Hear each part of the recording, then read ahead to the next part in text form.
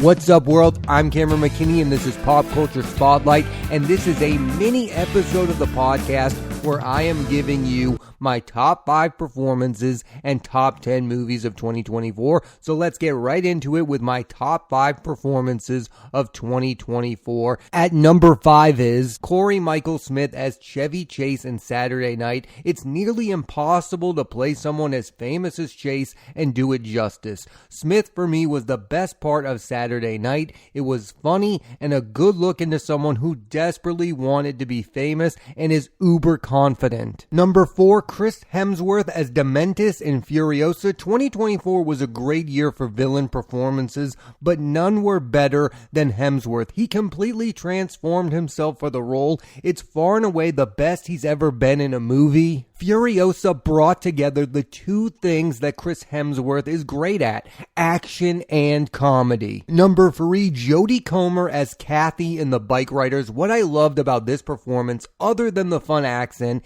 is the fact that Comer not only had great chemistry with Austin Butler, but also with Tom Hardy. Number 2, Timothée Chalamet as Paul Atreides in Dune Part 2. I thought Chalamet was very good in the first film, but took the performance to another level in the sequel. There's a real turn for the character that he has to sell, and he does so brilliantly. And my number 1 performance of 2024 is Kirsten Dunst as Lee in Civil War. I said it on this podcast, and I'll say it again. It's the best leading performance of her career. I don't want to spoil the ending, but her performance was the reason that it was super effective on me. One last time, here's my top 5 performances of 2024. Number 5, Cory Michael Smith in Saturday Night. Number 4, Chris Hemsworth in Furiosa. Number 3, Jodie Comer in The Bike Riders. Number 2, Timothée Chalamet in Dune Part 2. And number 1, Kirsten Dunst in Civil War. That gets us to my top 10 movies of 2024. At number 10, it's Ethan Coen's Drive Away Dolls.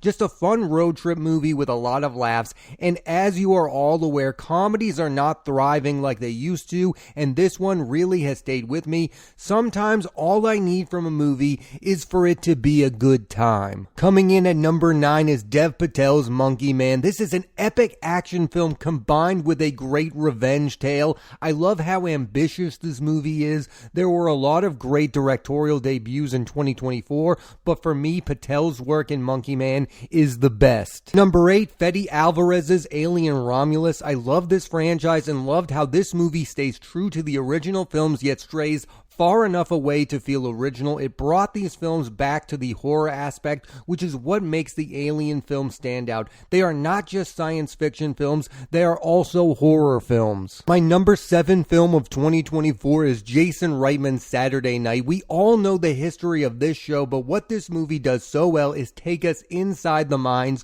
of the people involved. Lorne Michaels wanted to mix things up in comedy, while Chevy Chase was seeking stardom. Number 6 is Azazel Jacobs' His 3 Daughters. This movie was a great portrayal about how grief brings people back together, and all 3 leads play fully fledged out characters. I tend to navigate towards movies with great dialogue like this. We are now into my top 5 films of 2024, and at number 5 is Jeff Nichols' The Bike Riders, a film that shows the danger of big groups. They start out as one thing and they grow and grow into something that's uncontrollable. It also shows how most leaders are pretending to be something they are not. Number 4, George Miller's Furiosa. This ties in with Monkey Man because it's a story about revenge, and what's interesting is, in that final confrontation between Furiosa and Dementis, they explore if revenge is even worth it in the end. Number 3, Alex Garland's Civil War. This movie has the scene of the year with Jesse Plemons and really makes you think about journalism during wartime. I don't think it's also gotten enough credit for how good of a looking movie it is. My number 2 film of 2024 is Chris Sanders' The Wild Robot, a wonderful looking animated film that's simple. It's about being a parent, but it's also smart and deep. It has great vocal performances. It's just a moving movie. And my top film of 2024 is Denis Villeneuve's Dune Part 2. I don't know what it is about second installments of franchise films, but they just hit different. My favorite Star Wars movie is Empire Strikes Back. My favorite favorite Lord of the Rings is Two Towers. My favorite Batman movie is Dark Knight. And this movie has the bleakness you see in those films. The black and white is also breathtaking. I thought Dune Part 1 was very good. Dune Part 2 is fantastic. Those are my top 5 performances and top 10 movies of 2024. If you want to hear more of my thoughts on each of these films, go back into the archives and listen to the episodes where I talk about the individual movies. And remember, there will be new episodes of this podcast every Thursday on Apple Podcasts and Spotify, so please rate, review, and subscribe.